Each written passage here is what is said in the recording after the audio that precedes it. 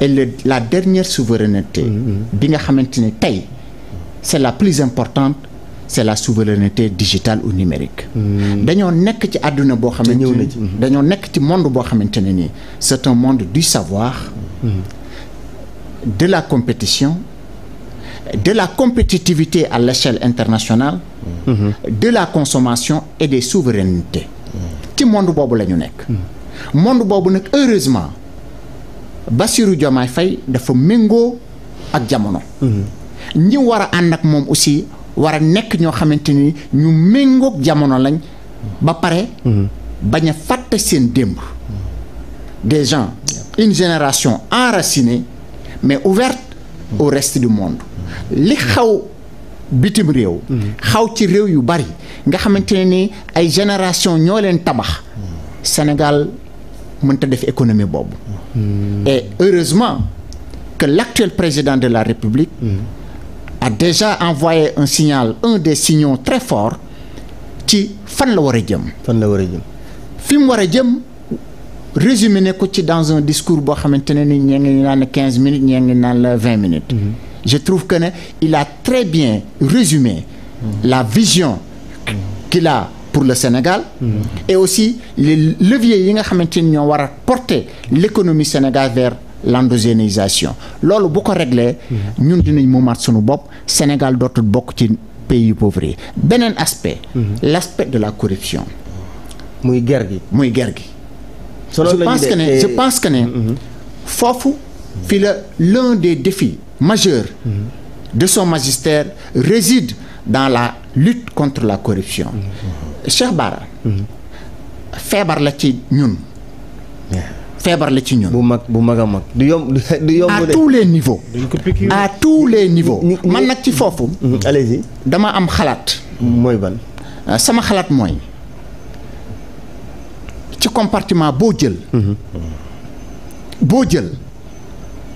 nit ñi dañuy wax compétence. vous êtes un journaliste compétent. il y a des taximans d'or qui sont de vrais taximans. dañoo am licence permis de conduire. comment ils conduisent. waaw. donc nit ki mën na am xam-xam. naam xam-xam waaye li ëpp solo mooy éthique dans la gouvernance publique. et malheureusement depuis les indépendances jusqu'à nos jours. le Sénégal souffre de l'éthique et de la morale. dans l'activité, dans l'engagement, dans l'exercice, dans la conquête du pouvoir. maanaam lépp loo xamante ne ni tey. soo ko seetloo moo ñu deltul gannaaw moo ñu naxasal. du ci ay compétences. am nañ xam-xam de. xale yu xarañ lañu. waaye jubal ak jubale. ak aw ci jub. ak digle jub ak jëf jub moo fi jafeñ. ca loolu nag. est-ce que jàpp nga dina yomb xeex. ak a yomb. parce que ñi ngay xeex. xam nga li tax mu yomb. li ñuy wax sànq la pédagogie par l'exemple. dañoo am sensu am président boo xamante ne ni boo ko xoolee rek xam ne wut si wut alal. c'est très important président Diomaye. wut si wut alal. am na xam-xam waaye boo xoolee parcours am. parce que souvent c'est très important de faire une lecture ou bien de faire une grille d'analyse ci discours et parcours. C'est pas seulement le discours qui est important, mais derrière le discours, il doit avoir un parcours. Il doit avoir, n'est-ce pas, de l'expérience. Ca Bassirou Diomaye Faye, le président Ousmane Sonko bi mu nommé premier ministre man Mamadou Ibrahima Fall. am naa ci yaakaar bu bare. am naa yaakaar ne ni ñu mel loolu la ñu war a transposer ci niveau yépp. ci école yi ci hôpitaux yi. est-ce que xam nga ne tey boo demee ci hôpitaux yi la plus grosse corruption fii ci Sénégal yaa ngi koy fekk ci hôpitaux yi nga xam ni yaa ngi koy fekk ci hôpitaux yi yaa ngi koy fekk ci université yi yaa ngi koy fekk ci école yi yaa ngi koy fekk ci centre de formation yi à tous les niveaux. Le dénominateur commun dans la gestion publique c'est la corruption ay nit ñuy wut alal. Maintenant Sénégal nag dafa toll foo xamante ni waratuñoo am des fonctionnaires qui jouissent de l'administration mais des fonctionnaires yoo xamante ne ni sacerdoce leen def le mot servir. maanaam servir. et loolu tey. ci toujours xalaat yoo xamante ne war nañ ko approfondir. tey soo defee benn enquête. Et ça je demande maître de conférence la. je demande au prochain ministre de la santé mu def ko. demander la dette bi nga xamante ne nii tey hôpitaux yi. ay doomu sénégalais ñoo leen ko yoreel ndax amuñu luñ fa fayee. maanaam dem nañu faju fa. amuñu lu ñu fayee ñu téye seen carte d'identité.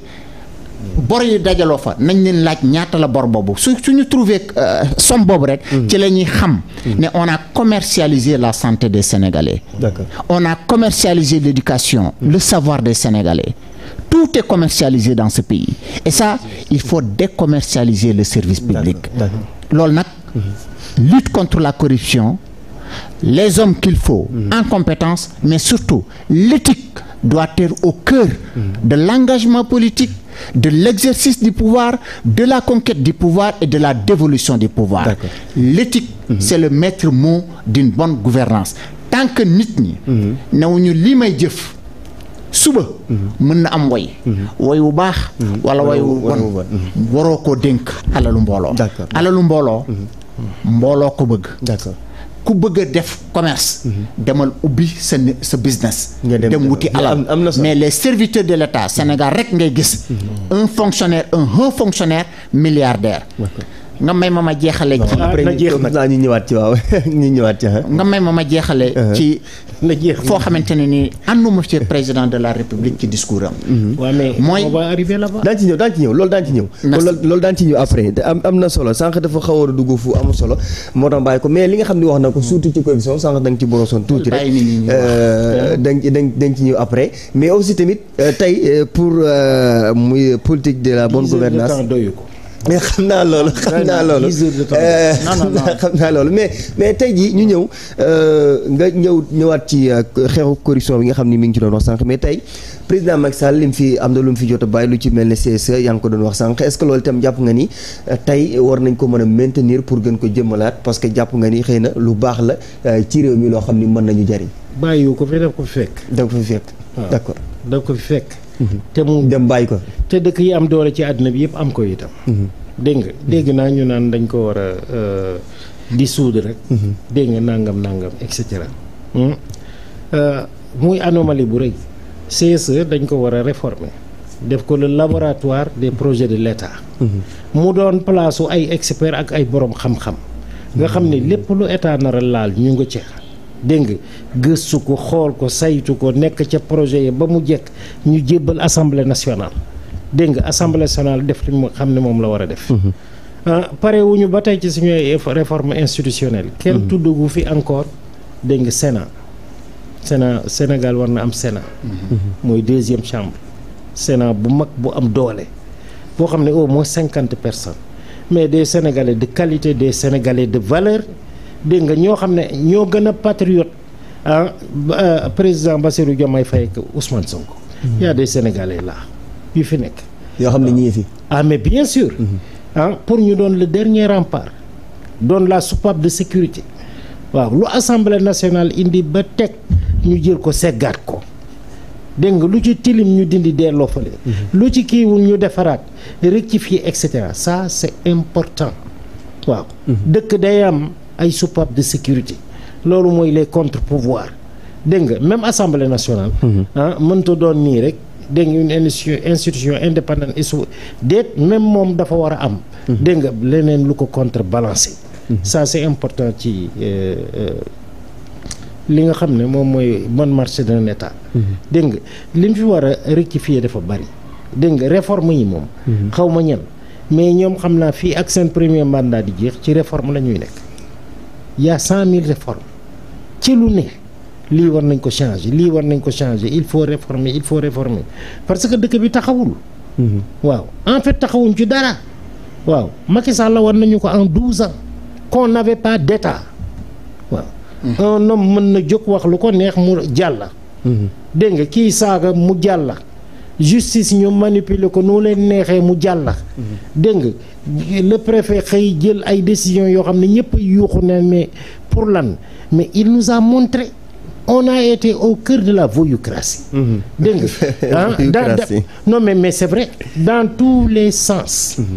dégg nga gis nañ ko ne dëkk bi dëgëru waaw maintenant le président ñu bees ñi fi toog.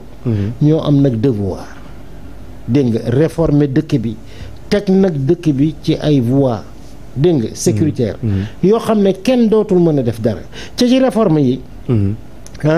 bi ci ëpp doole mooy mu wàññi dooleem moom.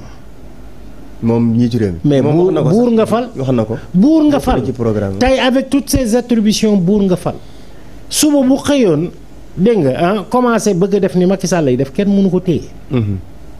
kenn mënu ko téye. dégg nga on a intérêt à voter ces lois là président fii la fii nga yem dégg nga lii itam boo ko fi defee du ñu xaar sa mandat jeex on doit avoir les voies et moyens de te destituer ci saa si. tout à fait. man foofu laa leen di xaar de. effectivement. est-ce que tu as compris. Il faut qu'on ait une sécurité ci dëkk bi li fi amoon force de défense et de sécurité di ko def itam ça ne doit plus jamais se répéter au Sénégal. kenn xamul loolu lan la. tout à fait. c'est quel genre de société c'est quel genre de Sénégalais. dégg nga taxaw alkaati salaamaaleykum maaleykum salaam mu saaga la tëgg la pes. waaw dégg nga au nom de quoi. et là pour compléter professeur pour te compléter